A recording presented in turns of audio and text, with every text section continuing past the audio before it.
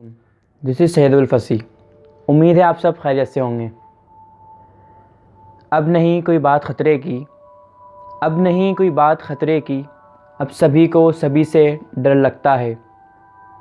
मेरी गुफ्तगू का जो मौजू है वो corona virus versus students and their studies. You know that due to corona virus it's school shut down, university shut down, colleges shut down, even country shut down.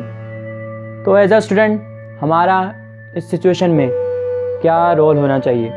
क्या हम इस सिचुएशन में ये वक्त जो हमारा कीमती वक्त है इसको हम बाहर यूटिलाइज़ करें, या अगर हम प्रिकॉशंस पर अमल कर रहे हैं तो घर में बैठकर नेट वगैरह टीवी वगैरह देखने में ज़ाया कर दें? तो ऐसा नहीं। शुरू में मैंने कहा स्कूल वगैरह सब शट डाउन, तो ये भी बात याद रखें कि but not books shut down. Never lose your studies. Please focus on your books. Be educate yourself. Be your own teacher and educate yourself. इसी के साथ साथ मैं एक मैसेज और कन्वे करना चाहूँगा कि करंट सिचुएशन के एतबार से कोरोना वायरस की अगर मैं एब्रीविएशन करूँ प्रिकॉशन के तर्ज से कि CORONA। C clean your hands यानी अपने हाथों को साफ रखें।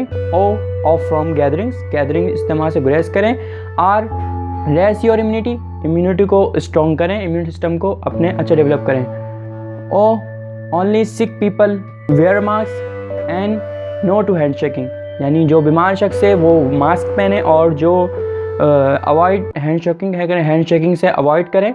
और अवॉइड र्यूमर्स यानी अफवाह फैलाने से भी गुरेज करें। तो ये थोड़ा सा मैसेज है इस वीडियो के थ्रू, तो ये तमाम बच्चों तक ये मेरा मैसेज पहुंच जाए। शुक्रिया, अल्लाह हाफ़िज़, अपने ख्याल रखिए।